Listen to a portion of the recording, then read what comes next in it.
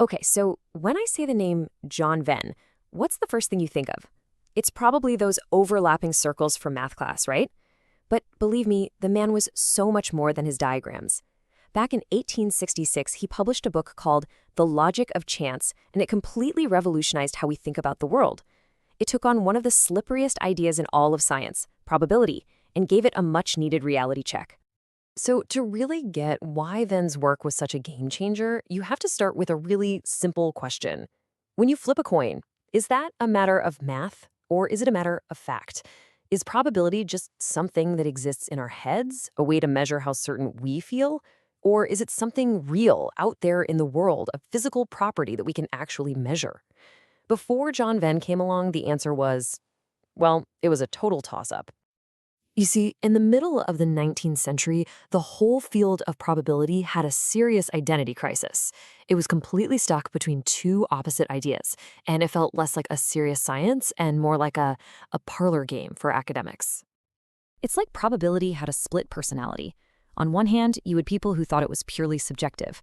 They'd say a 50-50 chance of heads is really just a statement about our own ignorance. I don't have any reason to expect one side over the other. Then, on the other hand, you had the mathematicians who treated it like a purely abstract game, a set of rules for perfect coins and ideal dice that had almost nothing to do with the messy, unpredictable real world. And you can just hear John Venn's own frustration in his words here. He saw this incredible science, one with huge potential, being treated like a toy, a puzzle. For Venn, this feeling of unreality was a massive red flag. He knew that probability wasn't a game, and it wasn't just a feeling.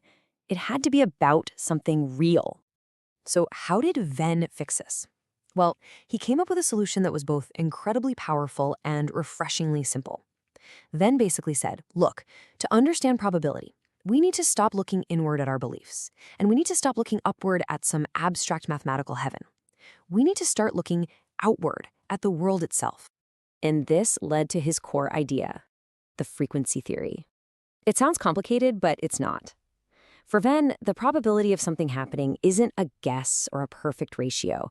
It's the actual observable rate at which that thing happens if you watch it for a long, long time.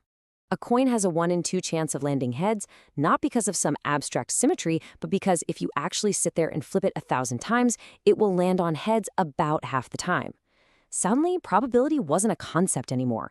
It was a measurable, physical property of the universe. Now, this idea leads to a pretty radical conclusion. Under Venn's system, asking for the probability of a single event, well, it's a meaningless question. A single coin flip either happens or it doesn't. There's no such thing as half happening. So if it's not about the one, what is it about? For Venn, probability only makes sense, it only comes to life when you look at the series, the group, the collective, the long run.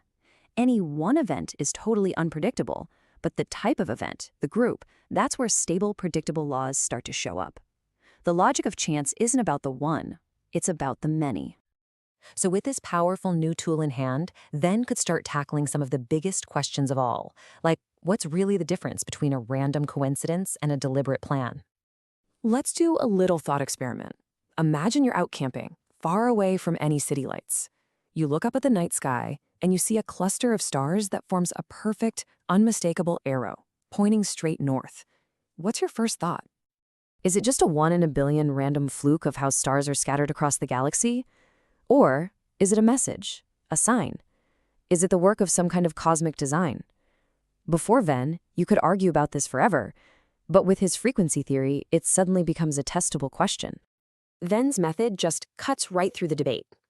To test for chance, you ask, okay, in the grand series of all possible random star arrangements, how often would a pattern like this pop up just by accident? Then, to test for design, you ask a different question. Is there some external cause, some reason that makes this specific arrow pattern more likely than any other random jumble? See, it's not about opinions anymore.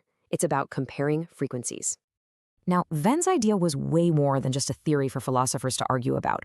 It became the quiet, invisible foundation of the modern, data-driven world we all live in today. His logic has shaped everything, from how we build our economies to how we understand our own health. I mean, just look at how its influence spread. After The Logic of Chance was published, the entire modern insurance industry was built on it. They stopped guessing about risk and started observing the actual frequency of events, like fires or accidents. By the middle of the 20th century, this same thinking completely revolutionized science with statistical testing. And today, frequentist logic is the engine behind big data, machine learning, and the AI that's changing our lives. And here's the really wild part. You are using Venn's logic every single day, probably without even realizing it. When a weather forecast says there's a 30% chance of rain, that doesn't mean the forecaster has a 30% feeling it might rain. No, it means that in a long series of past days with identical atmospheric conditions, it actually rained on 30% of them. Every time you read the results of a medical trial or see a personalized ad online, you are seeing the logic of the series in action. So let's wrap this all up by putting Venn's powerful idea to a modern test, one that really pushes these concepts of chance and design to their absolute limits. Imagine an AI is trained on the entire series of human art, every painting, every sculpture, every photograph ever made. Then it produces a brand new, stunningly beautiful masterpiece. Now think about it. On one hand, that image is just a statistical recombination of pixels based on the observed frequencies in the training data. It's the ultimate product of chance. But on the other hand, it's the result of an incredibly sophisticated, deliberately constructed algorithm, the ultimate product of design. So in Venn's world, which one is it? Is it a random fluke pulled from the series of all art, or is it something else entirely? The answer tells us an awful lot about how we see our own world. This is for entertainment and educational purposes only.